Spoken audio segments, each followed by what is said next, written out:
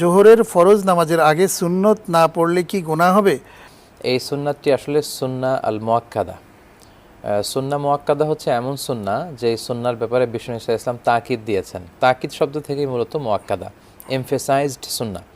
বিষ্ণু ইসা ইসলাম special emphasise দিয়েছেন। তো এই যত সুন্নাতে মুআক্কাদা আছে, কোনো কারণে কেউ যদি এগুলো আদায় করতে না পারে, কেউ যদি পড়তে না পারে, তাহলে তার কোনো গুনাহ হবে না। তবে এগুলো ছেড়ে দেয়া ঠিক নয়।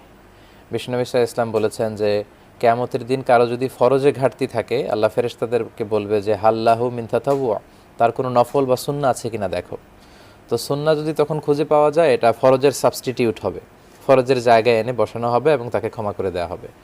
এজন্য কখনোই আমাদের এই সুন্নাতে মুআক্কাদাগুলো ছেড়ে দেওয়া উচিত না। আনলেস আপনি যদি খুব কোনো ইমার্জেন্সি পিরিয়ডে থাকেন, কোনো জরুরি ব্যস্ত কাজে আটকে যান, আপনার হাতে হয়তো খুব সময় নেই, আপনি ফরজটা অফার করেই চলে যাচ্ছেন, দ্যাটস ফাইন।